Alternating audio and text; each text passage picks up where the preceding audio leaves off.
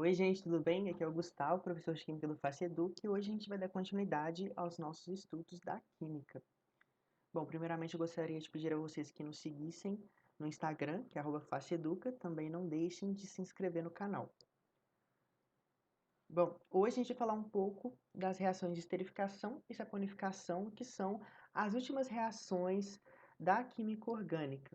Quaisquer dúvidas que vocês tenham, vocês podem me mandar por e-mail, qgcruz.faceduca@gmail.com. Então vamos lá.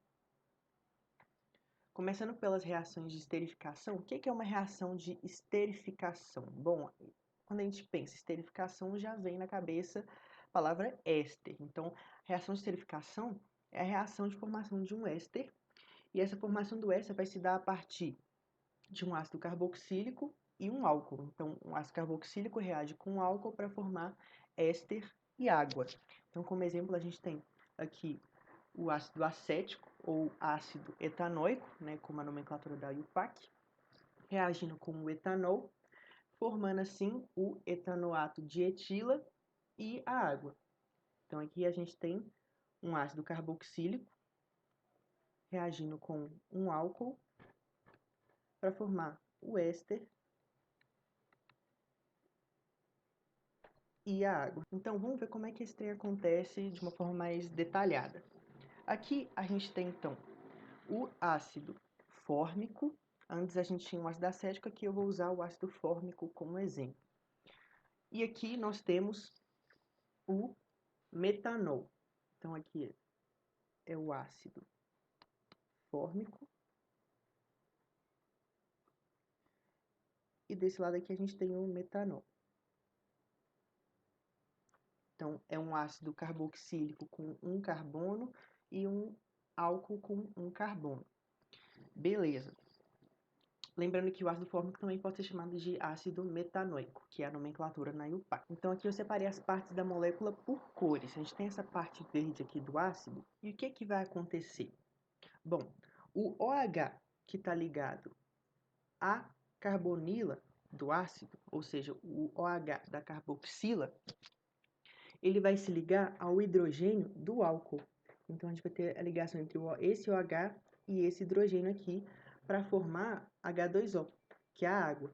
Aí, a parte vermelha do metanol, que é o resto da molécula, que é o que sobra, e a parte verde do ácido fórmico, elas vão ligar entre si através de quem? Desse carbono, que vai ligar a esse oxigênio. Então, o oxigênio do álcool, ele vai se ligar ao carbono da carbonila, que estava lá no ácido carboxílico. Então percebam que aqui nós temos a função éster, que é o C dupla O ligado a um oxigênio, e esse oxigênio está ligado a alguma cadeia carbônica. Então esse aqui é o que vai representar a função éster. Vamos fazer um exemplo. Qual o produto formado a partir da reação entre ácido propanoico e etanol? Então, a gente tem aqui, primeiramente, ácido propanoico. O ácido propanoico, primeiramente, ele precisa ter 3 carbonos na sua cadeia, porque prop vem de 3, né? E esse óico indica que a gente está falando de um ácido carboxílico, sem contar da palavrinha ácido aqui que vem na frente. Então, a gente tem 3 carbonos. E nós precisamos lembrar de que o grupo funcional carboxila vai estar na extremidade da cadeia. Então, eu vou colocar ele aqui, ó. A esse carbono, eu vou ligar o OH. E a ele também eu vou colocar um dupla O. Então, aqui a gente tem o ácido propanoico. E ele precisa reagir com o etanol, que a gente sabe que é um álcool de 2 carbonos. Então, a gente tem um carbono aqui, outro carbono aqui, sendo que esse carbono está ligado à hidroxila. No ácido propanoico temos 1, 2, 3 carbonos. Tranquilo. Então, a gente vai ter a reação entre essas duas espécies químicas. Como é uma reação entre um ácido carboxílico e um álcool, a gente tem que ter a formação de um éster mais água. Aí vocês precisam lembrar que o grupo OH do ácido se liga ao H do álcool. Então, vai haver a ligação desses dois para formar a água. Aí, o que restou das duas moléculas vai ligar entre si. Então, esse carbono aqui, do ácido propanoico, ele precisa se ligar ao oxigênio do álcool. Então, a gente vai ter esse carbono se ligando a um oxigênio que é do álcool, né? Lembrando que ele tem uma dupla aqui. Esse oxigênio aqui é do álcool, o resto da cadeia do álcool é 2 carbonos. Então, aqui a gente tem a formação desse éster, que vem da reação entre ácido propanoico e etanol. E é válido lembrar também que essa reação é reversível, ou seja, ela pode acontecer no sentido contrário. Então, quando ela acontece no sentido contrário, o éster reagindo com a água para formar o álcool e o ácido carboxílico, a gente chama isso de hidrólise. Hidrólise do éster, né? Porque o éster ele vai se quebrar para dar origem a duas outras coisas mediante a atuação da água. Então, a reação inversa a gente chama de hidrólise. E a transesterificação? Bom, a transesterificação é a reação entre um éster e um álcool. Então, aqui a gente tem esse éster aqui, que é o etanoato de metila. Então, a gente tem esse éster aqui, que vai reagir com o etanol. E essa reação precisa originar um outro éster e um outro álcool. Então, a gente tem aqui éster, que reage com álcool, para formar outro éster e um outro álcool. Então, a gente vai ter uma reação em que eles vão simplesmente trocar algumas partes das suas moléculas entre si. Então, aqui a gente no éster, a gente tem essa parte aqui em azul, é a parte que vai se manter, né? Ela vai ficar quietinha. Tudo que vem antes do oxigênio vai se manter aqui no éster. Enquanto o que está aqui de vermelho, né, que é a cadeia carbônica que se liga diretamente ao oxigênio, ela vai sair. Então, esse aqui vai sair. Enquanto no álcool, quem vai sair vai ser esse grupo OH. Então, aqui no álcool, quem sai é o OH e eles vão se ligar.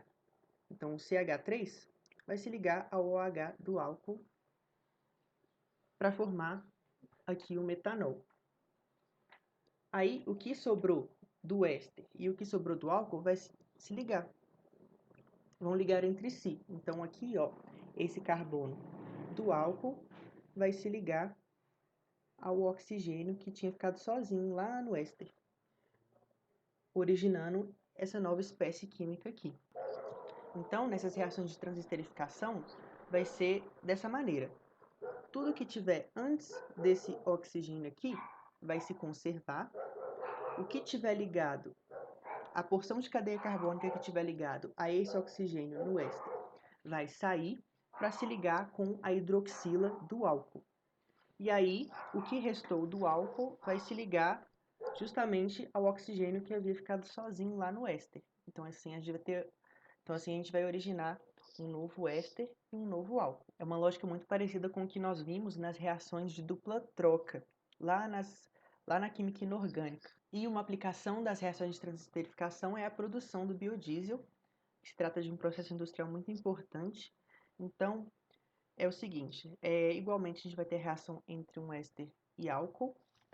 Então, aqui a gente tem, a partir do óleo vegetal, que contém triglicerídeos, possui essa estrutura aqui. Lembrando que aqui nós temos um éster. E não sei se vocês se lembram, mas esse R aqui, na química orgânica, ele representa qualquer pedacinho de cadeia carbônica que tiver ligado àquele carbono. Então, esse R, ele é genérico. Ele pode ser qualquer coisa.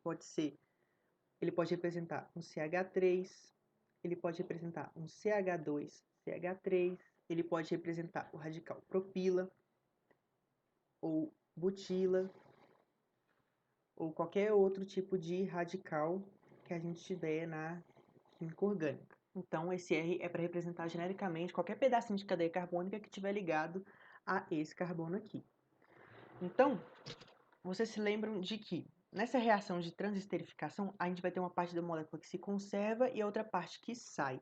Quem que é a parte que sai? A parte que sai é aquela que está ligada justamente ao oxigênio. Então, a gente tem esse oxigênio aqui tudo que estiver antes dele, no caso o que está demarcado, é o que vai se conservar do éster, e o que se liga a ele, que no caso é esse carbono aqui, vai sair. Então ele vai se desgrudar daqui. A mesma coisa vai acontecer aqui, com essa parte se conservando, então esse carbono sai, e a mesma coisa acontece aqui, com essa parte se conservando, e esse carbono sai. Então reparem que esses 3 carbonos aqui, eles vão se dissociar do resto da molécula.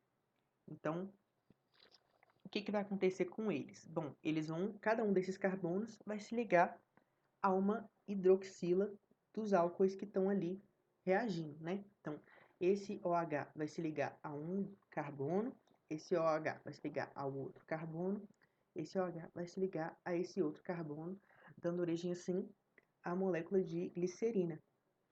Então, a gente vai ter esses grupos hidroxila, cada um se ligando a um carbono. E aí, a gente tem que trabalhar agora com o que sobrou, né? Que são essa parte aqui do álcool, essa parte aqui do álcool e essa parte aqui do álcool. Então, vocês se lembram de que a gente tem que juntar o que sobrou. A gente vai juntar essa partezinha aqui do álcool com o que sobrou do éster. No caso, a gente vai ligar esse carbono. A gente vai ligar esse carbono ao oxigênio de cada um desses ésteres, né?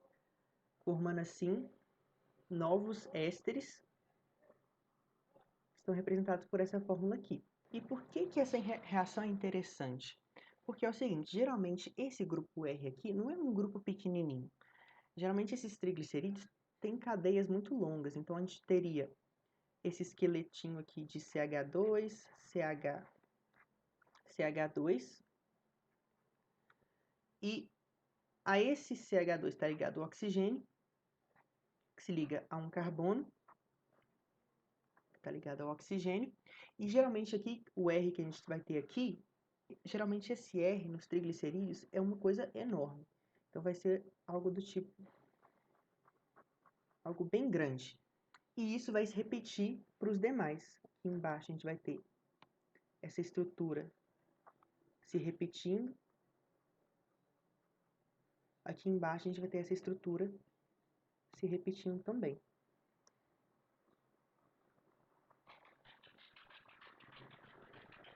Então reparem que essa molécula aqui, ela é imensa, ela é muito grande, o que inviabiliza o uso dela como combustível, por exemplo. Então, a partir do momento que a gente faz essa reação de transesterificação, essa parte da molécula ela vai se desgrudar e era ela que ligava uma cadeia à outra. Então, meio que a molécula de triglicerídeo ela é quebrada em 3 partes menores. E a partir daí a gente tem a formação da molécula do biodiesel, que ela vai ser um pouco mais fluida e melhor para ser utilizada como um combustível. Então a gente vai ter a formação dessas moléculas menores, o que viabiliza a sua utilização como combustível. Bom, então agora a gente vai falar um pouco das reações de saponificação, que também são muito importantes. E o que é a reação de saponificação? Saponificação vem de sabão, então são moléculas, é a formação das moléculas de sabão, ocorre a partir da hidrólise básica de um éster. Então aqui a gente tem um éster, esse éster vai reagir com uma base forte, que vai ser ou o hidróxido de sódio, que é o NaOH, ou vai ser o hidróxido de potássio, que é o KOH. Então pode-se usar essas duas bases aqui, elas são as mais comuns. Então a gente vai reagir um éster com essas bases. E nós vamos dar origem a um sal orgânico, um sal de ácido carboxílico e a um álcool. Então, de novo, a parte azul da molécula de éster, ela vai se manter e o que se liga ao oxigênio vai sair da molécula e vai deixá-lo com uma carga negativa. Aí o que acontece? O íon hidróxido da base, ele vai se ligar ao grupo metila, para dar origem assim a um álcool. Enquanto o íon sódio, ele vai só atuar como um contra-íon desse ânion aqui acetato. Então, aqui a gente tem a formação do acetato de sódio,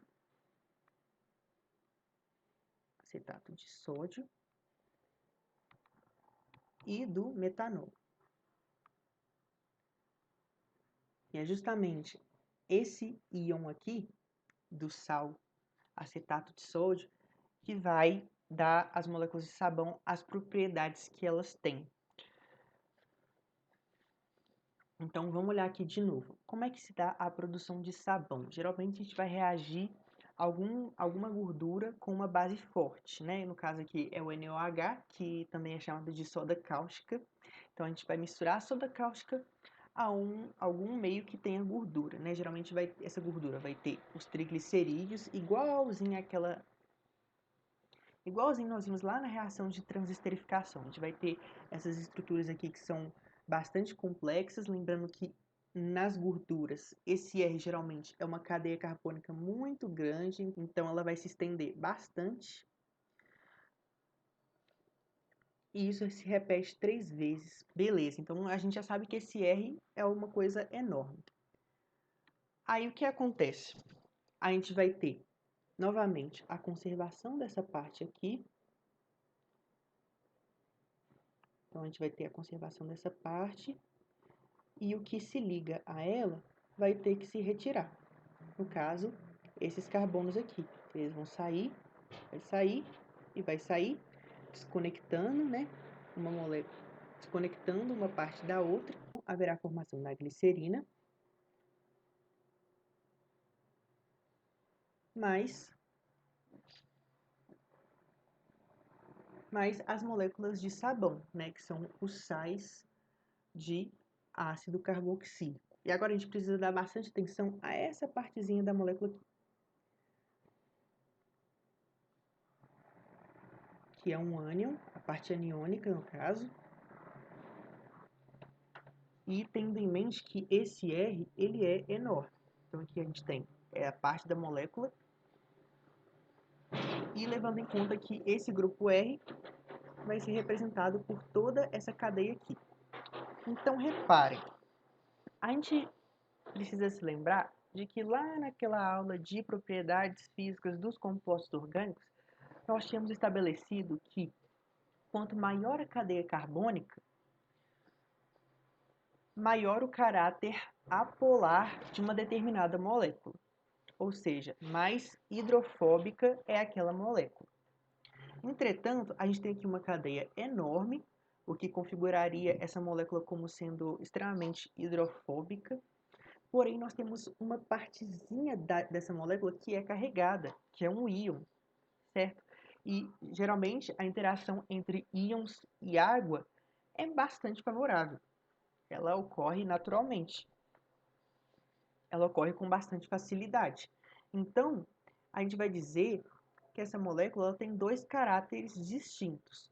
Uma parte que é hidrofílica, que no caso é essa daqui, que tem os oxigênios. Então, essa é a parte hidrofílica da molécula. E a parte de cadeia carbônica é hidrofóbica, já que ela é pouquíssimo polar. Então, essa parte ela tem afinidade pela água. E essa aqui já vai ter uma certa repulsão pela água. E como é que esses dois caráteres vão influenciar no comportamento dessas moléculas quando elas estiverem no meio aquoso? Então é o seguinte, essa molécula ela pode ser representada da seguinte maneira, ela geralmente vai ser representada da seguinte maneira, nos desenhos no geral. Essa parte aqui, hidrofílica, que é a parte polar, a gente representa ela por uma bolinha. E o resto da cadeia carbônica, que é a parte apolar, a gente representa como se fosse uma cauda mesmo. Então, nas ilustrações, no geral, a gente vai encontrar esse desenho aqui para representar as moléculas de sabão. E, claro, não só de sabão, como de detergente, de shampoo, quaisquer produtos que tenham essa capacidade de remover sujeira, remover gordura. Geralmente elas vão ser representadas dessa maneira, em que a cabeça dessa cobrinha aqui é a parte polar e é a parte que interage com água, e a cauda é a parte apolar. E quando essas moléculas desse tipo estão em um meio aquoso, elas vão se organizar de forma que a parte polar interaja com a água e a parte apolar esteja o mais afastada possível das moléculas de água.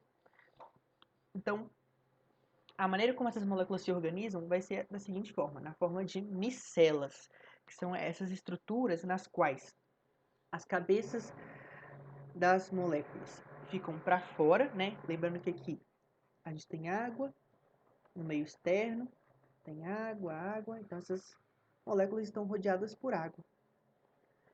Aí o que vai acontecer? Como as moléculas de água são extremamente polares, e quem vai preferir interagir com as moléculas de água vão ser a cabecinha da molécula de sabão, então são elas que vão constituir a superfície da micela. Elas vão ficar para o lado de fora, elas vão se voltar para o lado de fora, de modo que essa parte polar interaja com a água.